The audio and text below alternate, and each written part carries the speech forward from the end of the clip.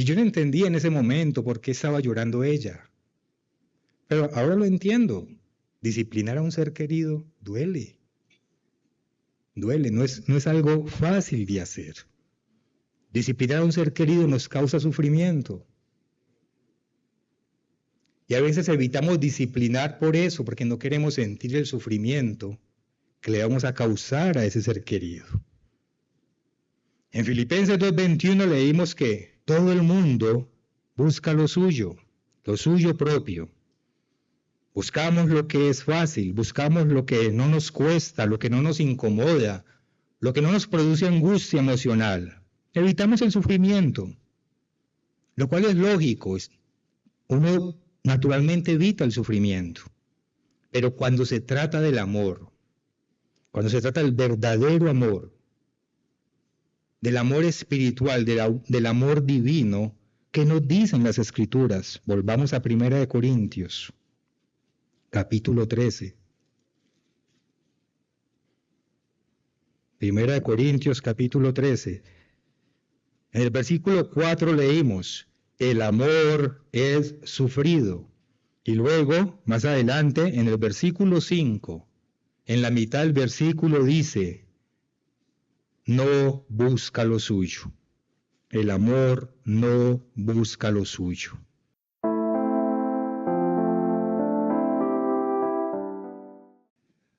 Hay una historia que encontramos en las Escrituras, que esta versión de la Biblia, la Reina Valera, que es la que por lo general utilizamos, la titula, el título no inspirado que le pone es El pecado de los hijos de Elí. El pecado de los hijos de Elí. Elí fue un profeta importante en Israel, y quien de hecho tuvo mucho que ver con la preparación y educación del profeta Samuel, del que hoy conocemos dos libros, primero y segundo de Samuel. Esta historia entonces, titulada como El pecado de los hijos de Elí, cuenta que Elí tuvo dos hijos, Ofni y Fines, quienes, según la versión de la Biblia, la Nueva Traducción Viviente, eran sinvergüenzas y no respetaban a Dios. Resulta que cuando alguien del pueblo ofrecía un sacrificio, ellos enviaban al criado con un garfio de 3 dientes, como una especie de tenedor, que este criado metía en la olla y agarraba un buen pedazo de carne, o, si se trataba de un sacrificio asado, exigían que les dieran carne antes de asarla, y si no, la tomaban por la fuerza. Vemos entonces que mostraban mucho desprecio por las ofrendas que se le daban a Dios, y como si esto fuera poco, seducían y dormían con las mujeres que ayudaban en la puerta del tabernáculo. Es decir, Ofni y Fines eran bastante irrespetuosos con Dios, no tenían temor de Dios. ¿Qué hace entonces el profeta Elí con sus hijos? Como un padre que ama a sus hijos, como un padre amoroso que es, pues les habla con amor, les habla con ternura, intentando razonar con ellos, intentando que ellos dejen de hacer esas cosas malas. Vamos al primer libro de Samuel en el capítulo 2, y leamos a partir del versículo 22. Primer libro de Samuel, capítulo 2, versículo 22. Pero Elí era muy viejo, y oía de todo lo que sus hijos hacían con todo Israel, y cómo dormían con las mujeres que velaban a la puerta del tabernáculo de reunión. Y les dijo, ¿por qué hacéis cosas semejantes? Porque yo oigo de todo este pueblo vuestros malos procederes. No, hijos míos, porque no es buena fama la que yo oigo, pues hacéis pecar al pueblo del Eterno. Versículo 25. Si pecar el hombre contra el hombre, los jueces le juzgarán, mas si alguno pecare contra el Eterno, ¿quién rogará por él? Pero ellos no oyeron la voz de su padre, porque el Eterno había resuelto hacerlos morir. Es decir, Dios ya había decidido tomar el asunto de los hijos de Elí en sus propias manos. Y este es el punto al que los invito a que nos enfoquemos en esta historia. Porque si bien los hijos de Elí pecaron, y el título a esta historia que le da la versión de la Biblia Reina Valera es El pecado de los hijos de Elí, lo cierto es que sus hijos no fueron los únicos que pecaron, sino que el profeta Elí también pecó. ¿Por qué pecó? Leamos a partir del versículo 27. Aquí mismo en 1 Samuel, capítulo 2, versículo 27. Y vino un varón de Dios a Elí y le dijo: Así ha dicho el Eterno: ¿no me manifesté yo claramente a la casa de tu padre cuando estaban en Egipto, en casa de Faraón? Y yo le escogí por mi sacerdote entre todas las tribus de Israel, para que ofreciese sobre mi altar y quemase incienso y llevase efod delante de mí, y di a la casa de tu padre todas las ofrendas de los hijos de Israel. Versículo 29. ¿Por qué habéis hollado mis sacrificios y mis ofrendas que yo mandé ofrecer en el tabernáculo, y has honrado a tus hijos más que a mí, engordándoos de lo principal de todas las ofrendas de mi pueblo Israel? Leemos que dice: has honrado a tus hijos más que a mí. El pecado de Elí fue que mostró un amor al estilo humano con sus hijos. Mostró un amor según sus instintos naturales, según su propia naturaleza humana, pero no ejerció un amor profundo, un amor divino, un amor en su verdadera dimensión, es decir, en la dimensión espiritual. 1 Corintios 13 lo conocemos todos como el capítulo del amor. Es un capítulo muy usado. Vayamos allí, a 1 Corintios 13, para que hablemos un poco de ese amor verdadero, que es el amor divino, el amor que Dios espera en nosotros. 1 Corintios capítulo 13, y leamos a partir del versículo 1.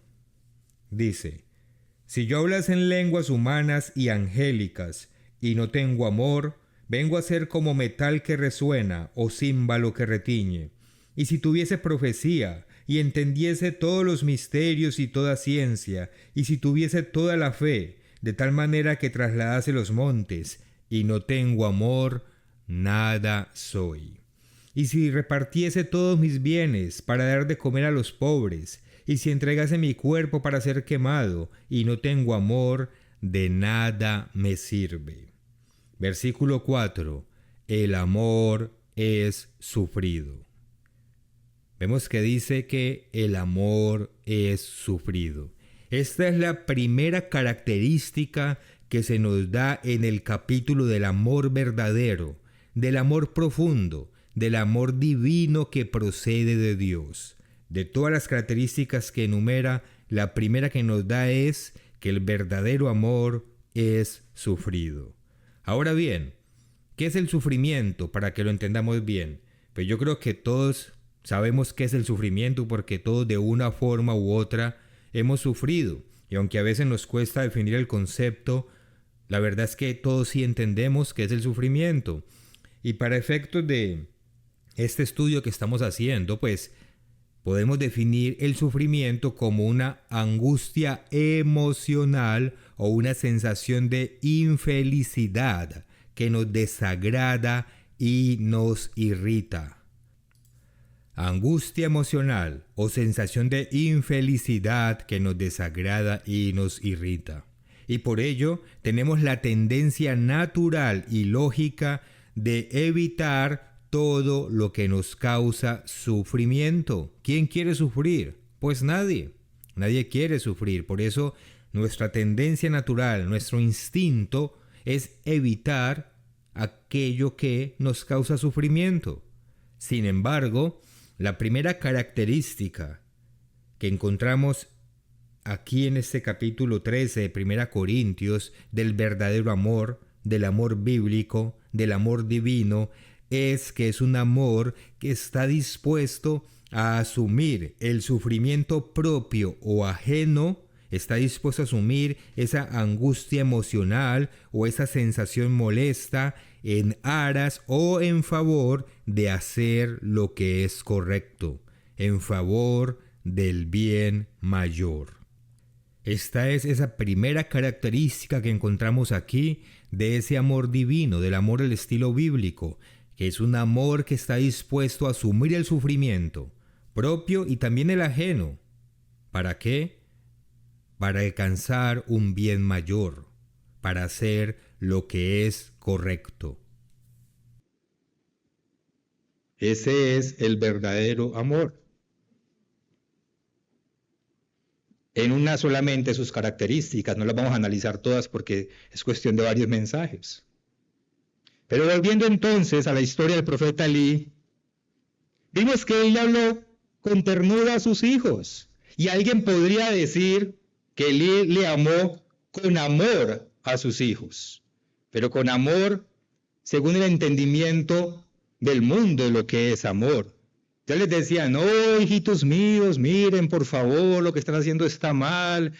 Mire que tenemos mala reputación, están dañando su reputación y la mía también. Por favor, dejen de hacer eso. Por favor, no tienten a Dios. Miren que Dios los va a castigar. El profeta Elí les habló con ternura, pero no les habló con autoridad. Pero no los quiso disciplinar. Vayamos nuevamente al primer libro de Samuel en el capítulo 3. Primero de Samuel. Yo sé que se dice primero de Samuel, pero a mí como que no me suena bonito. O mejor decir primer libro, ¿no? Primer libro de Samuel, vamos al capítulo 3, versículo 12. Miremos lo que dice.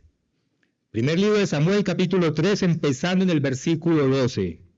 En aquel día yo cumpliré contra Elí todas las cosas que he dicho sobre su casa, desde el principio hasta el fin. Si ustedes leen toda la historia, van a ver que el fin de Elí fue un fin muy trágico. Él cayó de espaldas y murió. Y sus hijos también murieron los dos en un mismo día, porque Dios ya había decidido tomar cuentas en el asunto. Aquí dice,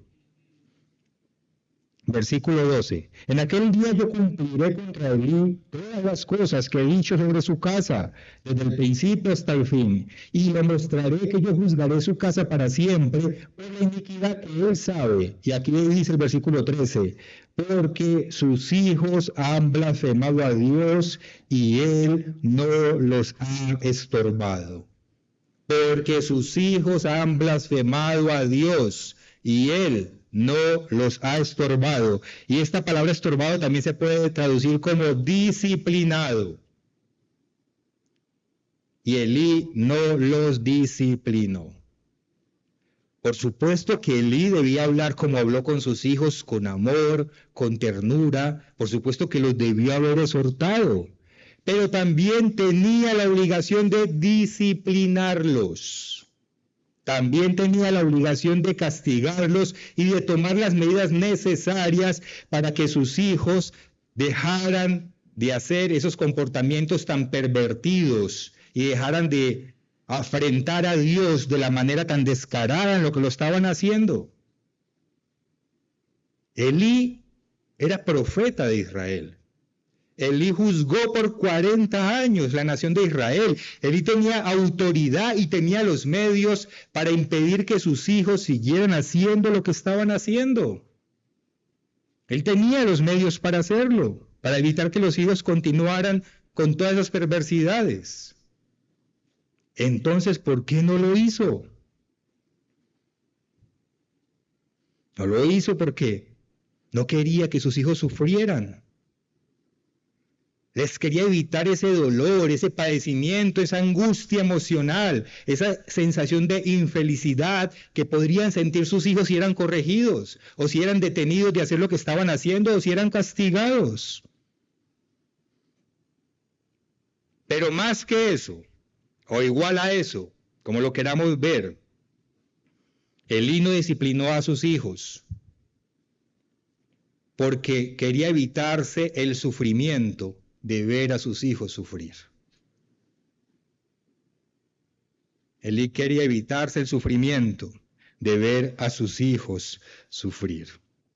¿Qué padre quiere ver a sus hijos sufrir? así sepa que sus hijos están haciendo algo malo. Se me viene a la mente algo muy particular, porque esto es una excepción muy grande, una excepción tan grande que hasta hay un video por ahí, de pronto aquí lo vieron. No sé si fue aquí en México, en Argentina.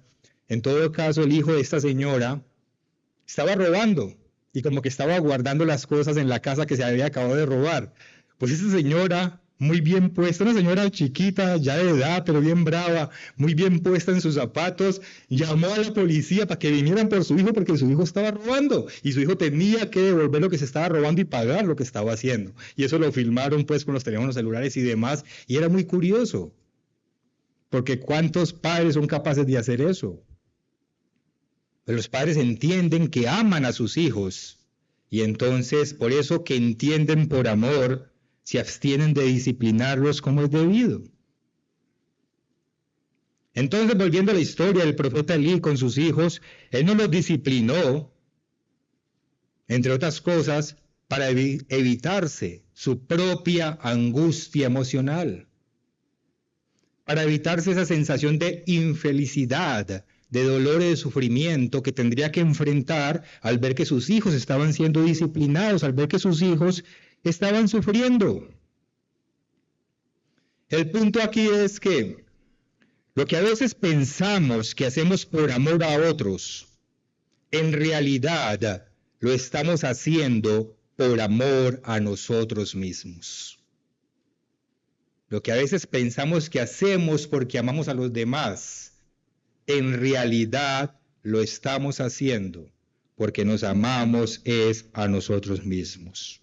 Me quiero evitar el sufrimiento, me quiero evitar la molestia, me quiero evitar esa angustia emocional y por eso tomo las decisiones que tomo. Por eso hago o dejo de hacer lo que estoy haciendo. Esto es lo que realmente hay en el fondo de muchas de las decisiones que pensamos erróneamente que se fundamentan en el amor que tenemos por otros, pero en realidad se fundamentan en el amor a nosotros mismos. Acompáñenme a Filipenses en el capítulo 2. Filipenses capítulo 2, versículo 21. Filipenses 2, 21. Dice aquí el apóstol Pablo, porque todos buscan lo suyo propio, no lo que es de Cristo Jesús, porque todos buscan lo suyo propio.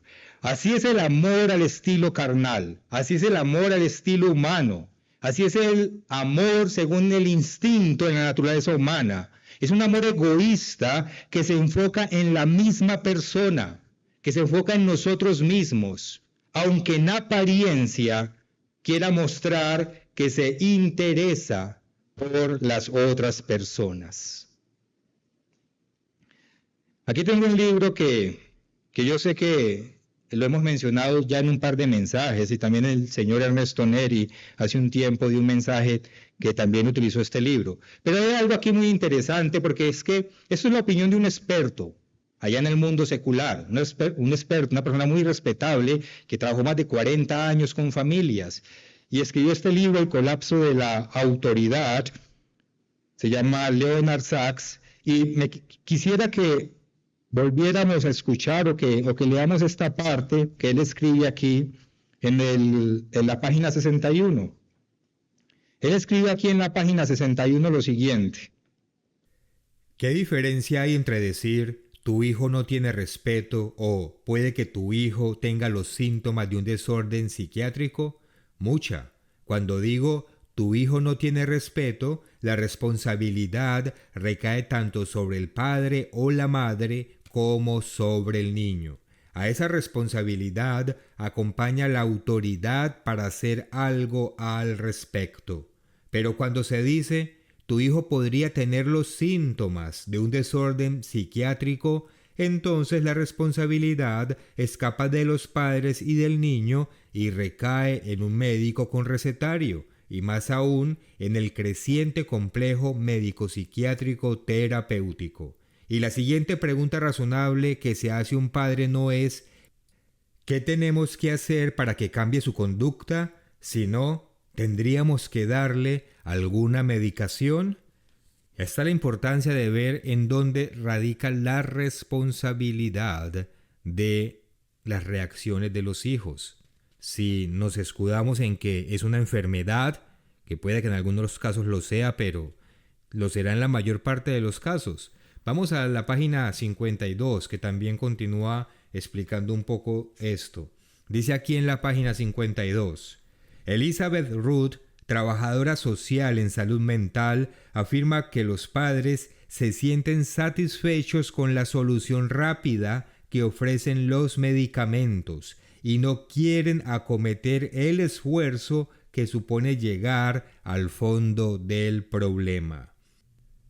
Los psiquiatras están diagnosticando mal y sobremedicando a los niños corrientes con un mal comportamiento o desafiante. Las rabietas de los hijos problemáticos se etiquetan cada vez más como trastornos psiquiátricos al emplear diagnósticos como el desorden bipolar, TDAH o Asperger. Los médicos justifican la sedación de los niños problemáticos con medicamentos muy potentes que pueden tener efectos secundarios graves, permanentes e incluso letales. La autoridad es necesaria para el funcionamiento correcto de la vida de los niños y las familias. Cuando los padres declinan su autoridad, se produce un vacío y la naturaleza aborrece el vacío. El médico, armado con el cuaderno de recetas, cae en ese vacío que le absorbe y la medicación suple el papel de guía de la conducta infantil en lugar de los padres.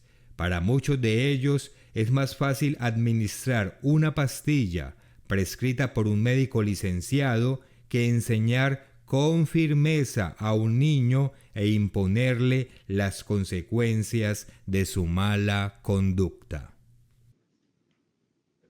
Como vemos, las mismas autoridades seculares serias reconocen que todo se trata de hacer lo que es más fácil. Todo se trata de hacer lo que es más cómodo, lo que me cause menos sufrimiento, lo que me cause menos angustia emocional. Y lo que se vende como amor al niño es que yo no lo corrijo porque lo amo. Es en realidad amor hacia nosotros mismos. Es en realidad amor hacia nosotros mismos. Ejercer disciplina es difícil, es muy difícil. Ejercer disciplina, claro que duele. Pero ¿a quién le duele más? ¿Al niño o a la persona que está siendo disciplinada o a aquel que está disciplinando? ¿A quién le duele más? ¿Al disciplinado o al que impone la disciplina? Yo recuerdo, cuando estábamos pequeños, yo les he contado que en mi casa a mí me disciplinaban mucho. Y cuando mi mamá llegaba y nos iba a corregir porque habíamos hecho algo incorrecto, yo me acuerdo que ella a veces decía, y esto a mí me duele más que a ustedes. Yo pues pequeño, yo decía, sí, ¿cómo no? ¿Cómo le va a doler más a usted que a mí si yo soy el que recibo el correazo? Entonces, y lo llegaba a decir varias veces, me duele más que a ustedes, pero los tengo que corregir. Y los corregía. Y yo no entendía, pues, cómo es ilógico, cómo la ve más a ella. Yo soy el que recibo el correazo. Y cierta vez nos disciplinó, y yo siempre fui muy apegado a ella, yo la seguí, y vi que se encerró en el cuarto a llorar. Después de que nos disciplinó, se encerró a llorar. Y yo no entendía en ese momento por qué estaba llorando ella. Pero ahora lo entiendo. Disciplinar a un ser querido duele. Duele, no es algo fácil de hacer. Disciplinar a un ser querido nos causa sufrimiento. Y a veces evitamos disciplinar por eso, porque no queremos sentir el sufrimiento que le vamos a causar a ese ser querido. En Filipenses 2:21 leímos que todo el mundo busca lo suyo propio. Buscamos lo que es fácil, buscamos lo que no nos cuesta, lo que no nos incomoda, lo que no nos produce angustia emocional. Evitamos el sufrimiento, lo cual es lógico. uno naturalmente evita el sufrimiento. Pero cuando se trata del amor, cuando se trata del verdadero amor, del amor espiritual, del amor divino, ¿qué nos dicen las Escrituras? Volvamos a 1 Corintios, capítulo 13. 1 Corintios, capítulo 13. En el versículo 4 leímos, el amor es sufrido. Y luego, más adelante, en el versículo 5, en la mitad del versículo dice, no busca lo suyo. El amor no busca lo suyo. En Filipenses el apóstol Pablo nos dice que la tendencia natural o carnal es que cada uno busque lo suyo propio.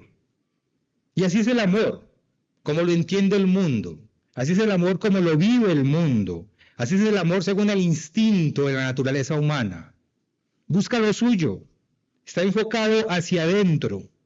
Es un amor que tiene una dosis de egoísmo. Pero el amor de Dios, el amor verdadero, leemos aquí en 1 Corintios 13, versículo 5, en la mitad del versículo, dice, no busca lo suyo. No busca lo que es mejor, no busca lo que es más fácil, sino que busca lo que es correcto. Busca lo que es mejor para el prójimo. Vamos a Hebreos capítulo 12.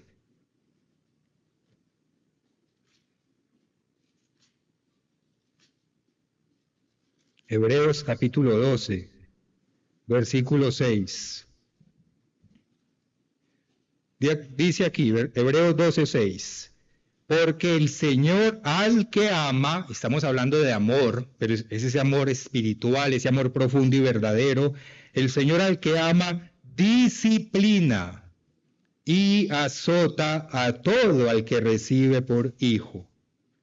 Disciplina y azota a todo al que recibe por hijo. El amor bíblico, el amor en su verdadera dimensión, es un amor que está dispuesto a asumir el sufrimiento que conlleva disciplinar, corregir y castigar a un ser querido. Ese es el amor en su verdadera dimensión. Es un amor que está dispuesto a asumir el sufrimiento en aras o en favor del bien, de hacer aquello que es correcto. Ahora bien, ¿qué tiene que ver todo esto con la Pascua que vamos a celebrar? Porque estamos en temporada de Pascua y de panes sin levadura. Y todos esperamos que los mensajes que recibimos en esta época, pues sean mensajes de acuerdo a la época en la que estamos. ¿Qué tiene que ver esto de esa característica del amor, que es el sufrimiento, con la Pascua? Tiene que ver todo. Tiene que ver todo.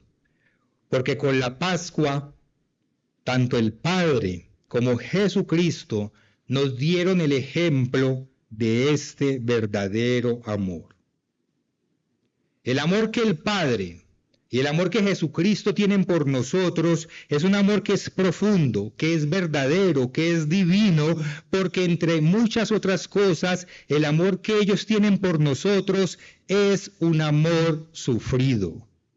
El amor que el Padre y Jesucristo tienen por nosotros es un amor sufrido y es sufrido a causa nuestra. Y ahí es donde entra la Pascua. Que ustedes saben que conmemoramos la muerte y el sufrimiento de nuestro Señor Jesucristo y del Padre que vio a su Hijo ser torturado y asesinado por amor a nosotros. Vayamos a Primera de Juan. La primera epístola de Juan, capítulo 4. Y leamos los versículos 9 y 10. Primera de Juan, capítulo 4, versículos 9 y 10.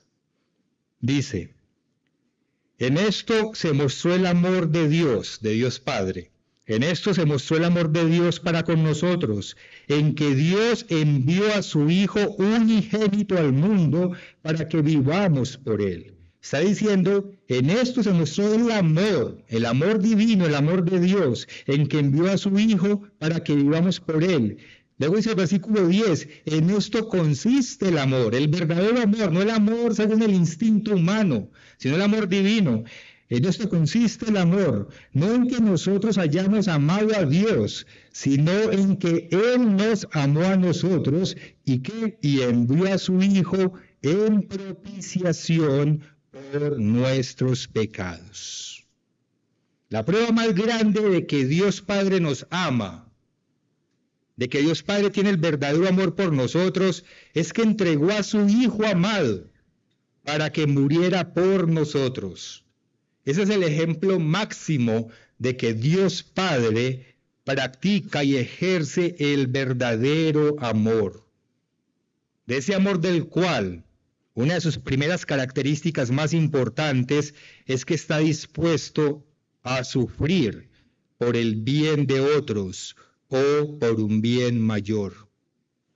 Y luego dice el versículo 11, amados, si Dios nos ha amado así, debemos también nosotros amarnos unos a otros. Entonces la exhortación es que ese amor que tiene el Padre con nosotros, también lo debemos tener nosotros. Pero este amor así, el amor espiritual. Y respecto al Hijo, respecto a Jesucristo, pues es exactamente igual. Aquí mismo en el capítulo 3, versículo 16. En esto hemos conocido el amor, nuevamente, el amor, en que Él, es decir, Cristo el Hijo, puso su vida por nosotros. También, dejémoslo hasta ahí, en esto hemos conocido el amor, en que Él, refiriéndose aquí a Cristo, puso su vida por nosotros. Entonces Cristo también nos dio ese ejemplo del verdadero amor, de ese amor que está dispuesto a sufrir por el bien de otros. El Padre dio ejemplo de ese amor cuando entregó a su Hijo. El Hijo dio ejemplo de ese amor aceptando esa muerte y esa tortura que padeció en la cruz para beneficiarnos a nosotros. Y entonces continúa diciendo el versículo 16, también nosotros debemos poner nuestras vidas por los hermanos. Otra vez se nos exhorta a que esa es la clase de amor que debe haber en nosotros. Con la historia de Elí y de sus hijos, vimos un ejemplo de amor según el hombre. Según el hombre entiende qué es el amor, según el instinto natural, según nuestra naturaleza.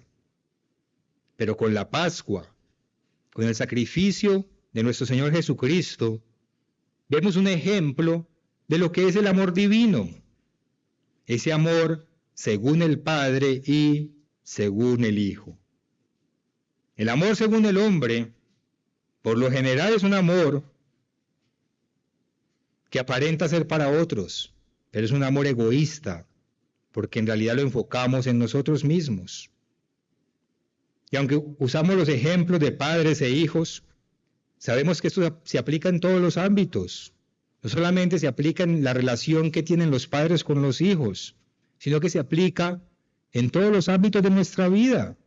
Este amor, este verdadero amor profundo, divino, que es sacrificado, se demuestra también ayudando a los demás, como nos ayudaríamos a nosotros mismos. Este amor sacrificado se demuestra dando mayor honor a los demás de lo que nos damos a nosotros mismos. Vayamos a Filipenses, en el capítulo 2.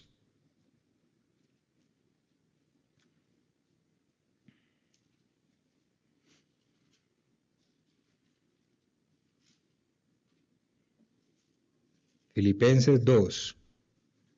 Y leamos el versículo 3. Filipenses 2:3 dice: nada hagáis por contienda o por vanagloria, antes bien con humildad, estimando cada uno a los demás como superiores a él mismo, no mirando cada uno por lo suyo propio, sino cada cual también por lo de los otros. Estimar a los demás como superiores a nosotros mismos en la práctica implica sacrificios. Todos los sacrificios que sea necesario hacer para honrar al otro. Todos los sacrificios que sea necesario hacer para procurar el bienestar de nuestros hermanos. Y eso solamente lo podemos hacer con un amor verdadero, con un amor sacrificado. El amor sacrificado se demuestra perdonando las ofensas que recibimos de nuestros hermanos. Ahí también se ve esa dosis de sacrificio en el amor.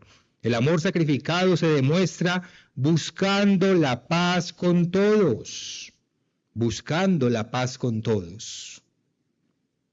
Ahí también se demuestra esa dosis de sacrificio que tiene que haber en el amor. Vayamos a Romanos capítulo 12. Romanos capítulo 12 y leamos el versículo 18. ¿Qué nos dice Romanos 12, 18? Nos dice, si es posible, en cuanto dependa de vosotros, estad en paz con todos los hombres. Si es posible, en cuanto dependa de vosotros, está en paz con todos los hombres. Pero, ¿cómo mantener la paz con quien no se compromete a tener esa paz? ¿Cómo mantener la paz con alguien que no se esfuerza también para que haya paz? ¿Cómo mantener la paz cuando se intenta y sencillamente la otra persona no tiene interés genuino por alcanzar esa paz, por mantener la armonía, la conciliación? ¿Cómo hacerlo? Bueno, la Escritura dice, si es posible, en cuanto dependa de vosotros. Entonces la pregunta es, ¿hasta dónde depende de nosotros? La pregunta es, ¿hasta dónde nos es posible? Y la respuesta es, depende. Depende. Depende del amor con el que enfoquemos esta escritura. Porque si la enfocamos con el amor bíblico, con el amor divino, con el amor del cual una de sus principales características es que es sufrido, entonces la respuesta la encontramos en Hebreos 12. Vamos a Hebreos 12.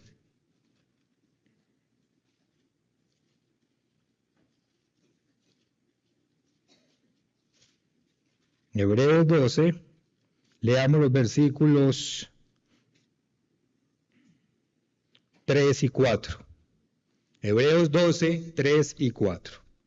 Considerad a aquel que sufrió tal contradicción de pecadores contra sí mismo, es decir, Cristo, para que vuestro ánimo no se canse hasta desmayar. Ahí hay una clave, que vuestro ánimo no se canse hasta desmayar. Es decir, no podemos perder el ánimo, no podemos rendirnos. Dice el versículo 4, ¿por qué? Porque aún no habéis resistido hasta la sangre, combatiendo contra el pecado. Aún no habéis resistido hasta la sangre, y combatir hasta la sangre significa combatir hasta que nos quede el último aliento de vida. Eso significa combatir hasta la sangre. Significa sacrificarnos por ese amor en una lucha constante, incesante, hasta que Dios nos recoja y nos llame. Entonces, ¿cómo entender la escritura que leímos en Romanos 12:8, que nos dice que si es posible, en cuanto dependa de nosotros, estar en paz con todo? Bueno, ¿qué depende de nosotros? Lo que depende de nosotros es intentarlo y otra vez volverlo a intentar. Lo que depende de nosotros es intentar siempre procurar la paz con nuestros hermanos. Eso sí nos es posible, eso sí depende de nosotros. Siempre intentar hasta la sangre, hasta el último aliento de vida, estar en paz con nuestros hermanos. Eso es lo que depende de nosotros. Eso es lo que es posible, eso es lo que está en nuestras manos. Intentar, sin desmayar. En cambio, ¿qué es lo que no depende de nosotros? El resultado. A veces la persona con la que intentamos mantener la paz podrá ser receptiva y ayudar a que la paz se construya. A veces no. A veces no quiere dar de su parte. Entonces no depende de nosotros el resultado, pero sí depende de nosotros intentar. Y si la persona no quiere, ¿eso queda en manos de quién? De Dios. Pero mi parte, la que depende de mí, es intentar, sin desmayar. Procurar mantener la paz con los hermanos. Siempre. No podemos estar entre nosotros con división. No puede haber esa división entre nosotros. Hay gente en el mundo que uno evita, claro, pero le estoy hablando al pueblo de Dios, a la familia espiritual. Incluso a veces hay familia física. Aquí puede haber personas que tengan familiares que no están en la iglesia, pero son familiares. Toca intentar. ¿Por qué? Porque son parte de nuestra vida. Entonces aquello que es parte de nuestra vida la instrucción de Dios es no desmayar. Esa es la parte que depende de nosotros. El resto, el resultado, depende de Dios. Entonces, este amor que es sufrido, el amor bíblico, el amor divino, aplica en todos los aspectos de nuestra vida. No solamente como lo vemos en la relación de padres e hijos. Recordemos también el ejemplo del apóstol Pedro. Acompáñenme al Evangelio de Juan, en el capítulo 21. Juan capítulo 21. Y leamos a partir del versículo 15. Juan 21, 15. Aquí leemos lo siguiente. Cuando hubieron comido, recordemos que ya Jesús había muerto y resucitado y se apareció durante 40 días a sus discípulos. Cuando hubieron comido, Jesús dijo a Simón Pedro: Simón, hijo de Jonás, ¿me amas más que a estos? La pregunta que le hace: ¿me amas más que a estos? Le respondió: sí, Señor, tú sabes que te amo. Él le dijo: apacenta mis corderos. Versículo 16. Volvió a decirle la segunda vez: Simón, hijo de Jonás, ¿me amas? Pedro le respondió: sí, Señor, tú sabes que te amo. Le dijo: pastorea mis ovejas. Versículo 17. Le dijo la tercera vez: Simón, hijo de Jonás, ¿me amas? Pedro se entristeció de que le dijese la tercera vez: ¿me amas? Y le respondió: Señor, tú lo sabes todo. Tú sabes que te amo. Jesús le dijo: apacienta mis ovejas. El apóstol Pedro amaba a Jesús, claro que sí, y Jesús lo sabía. Recuerden que cuando vinieron a arrestar a Jesús, Pedro sacó la espada y le cortó la oreja a ese soldado que venía a arrestarlo. ¿Por qué? Pues para defender a ese ser que amaba. Y esa misma noche, cuando Jesús es arrestado y lo llevan ante el concilio, Pedro se fue siguiéndolo, por allá atrásito entre la multitud, y veía cómo maltrataban a su maestro, veía cómo le escupían, lo humillaban, lo ofendían, lo ultrajaban. Pedro sufrió al ver el sufrimiento de Cristo, porque lo amaba. Por eso, mucho antes de este arresto, vemos esta historia en Marcos. Vayamos a Marcos. Marcos capítulo 8, versículo 31, todos la conocemos. Marcos 8:31 dice: y comenzó a enseñarles Jesús a sus discípulos que le era necesario al Hijo del Hombre padecer mucho y ser desechado por los ancianos, por los principales sacerdotes y por los escribas, y ser muerto y resucitar después de 3 días. Entonces les decía claramente, esto les decía claramente. Entonces Pedro le tomó aparte y comenzó a reconvenirle. Pero él volviéndose y mirando a los discípulos, reprendió a Pedro diciéndote, quítate delante de mí, Satanás, porque no pones la mira en las cosas de Dios, sino en las de los hombres. No pones la mira en las cosas de Dios, sino en las de los hombres. Eso es un amor al estilo humano. Eso es un amor según el instinto de la naturaleza humana. Es un amor que pone la mirada en lo que es cómodo, en lo que es fácil, en lo que es agradable. Es un amor que no acepta el sufrimiento, ni el sufrimiento en nosotros mismos, ni el sufrimiento en otras personas.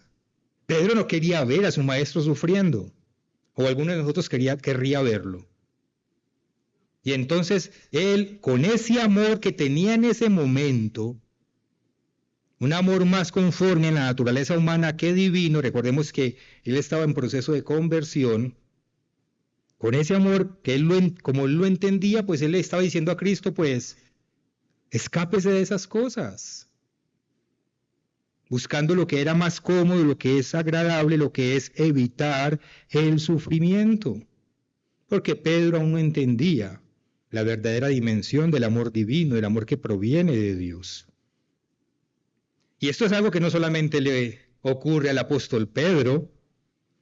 El amor en esta dimensión, el amor real, profundo y divino, es un amor que a todos nos cuesta entender.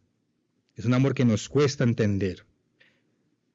¿Cómo entender que la palabra amor, es tal vez la palabra que el ser humano más idealiza? Es tal vez la palabra de las que más valor tiene para nosotros los seres humanos. ¿Cómo entender que esa palabra amor, que siempre la asociamos con algo bueno, con algo placentero, con algo benéfico, con felicidad, con bienestar? ¿Cómo entender que ese amor también tiene un elemento que es el sufrimiento? Eso no nos parece muy lógico. Eso nos cuesta entenderlo. ¿Cómo entender que una madre o un padre pueda causarle algún sufrimiento a su hijo bajo el entendido de que lo hace por amor? ¿Cómo se entiende eso? ¿Cómo Pedro podía entender y aceptar todo el sufrimiento, la tortura y la muerte de Cristo bajo el concepto de que eso es una expresión de amor?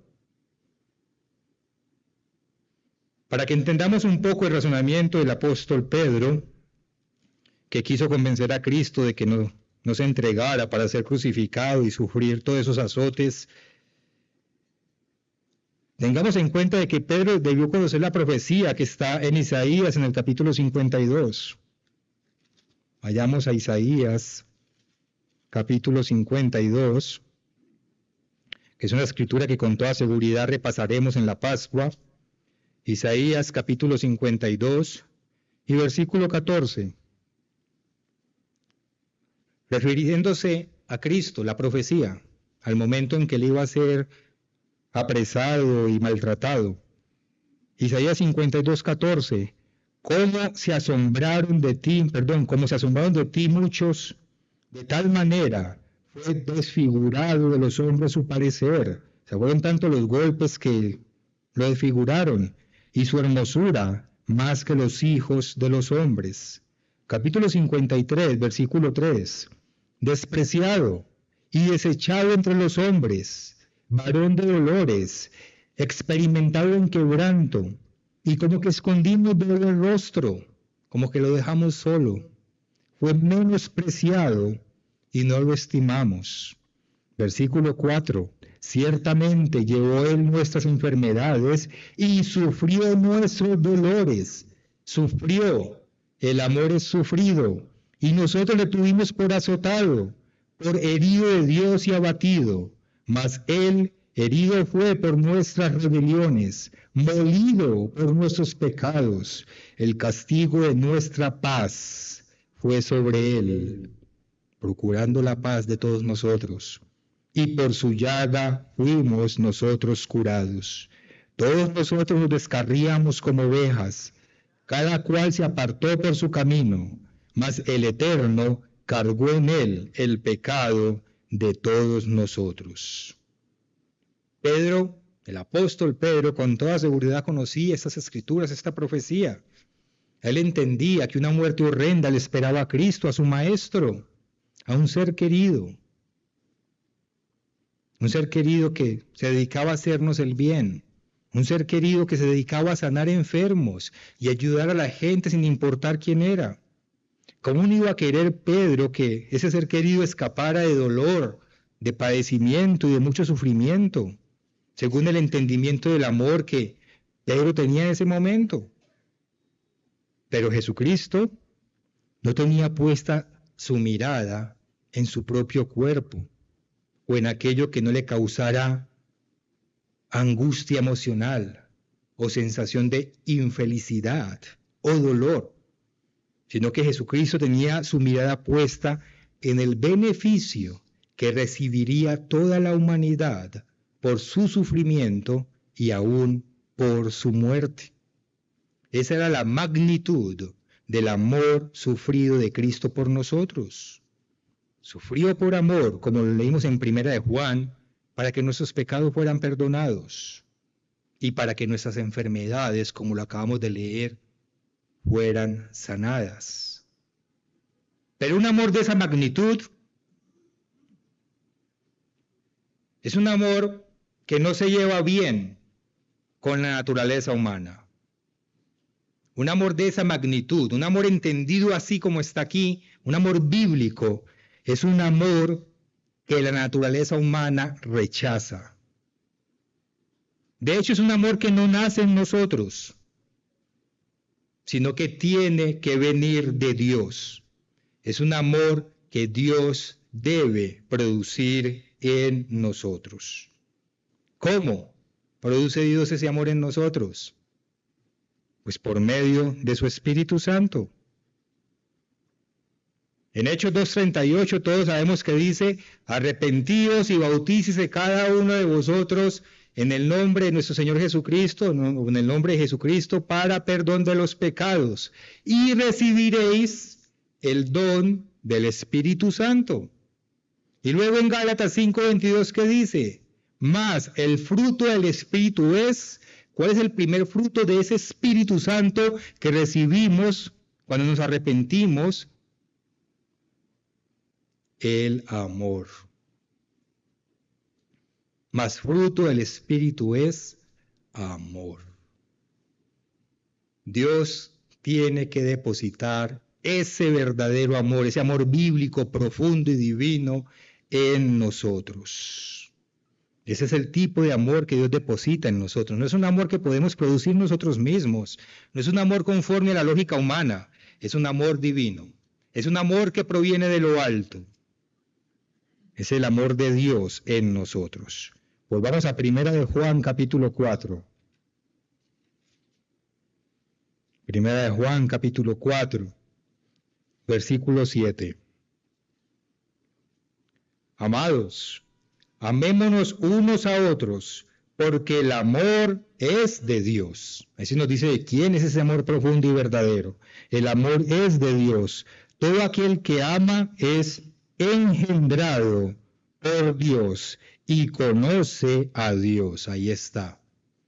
Todo aquel que ama es engendrado. Todo aquel que tiene ese amor divino, ese amor profundo y bíblico, es el que es engendrado por Dios y conoce a Dios.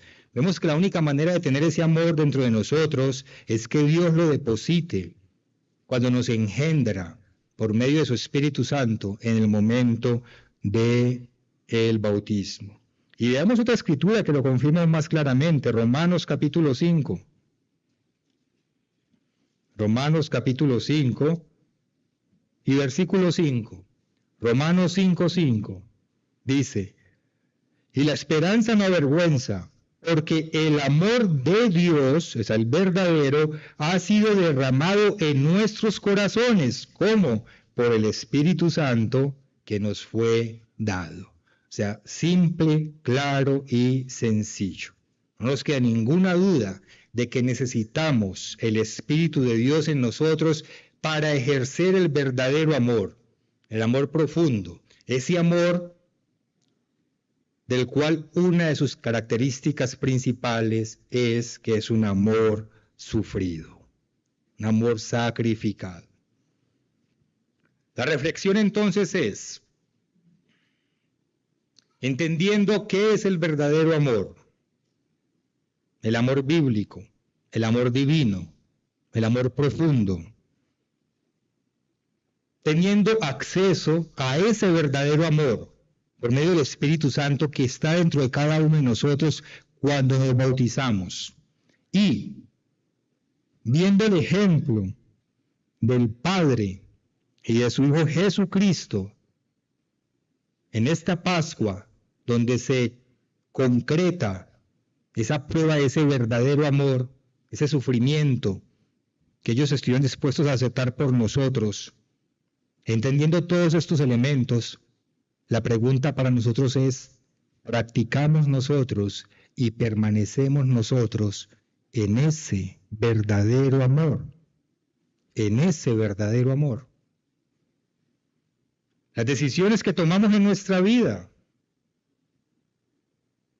las decisiones que tomamos con nuestros hijos cuando los educamos, las decisiones que tomamos en los diferentes aspectos, en las diferentes circunstancias en las que nos relacionamos,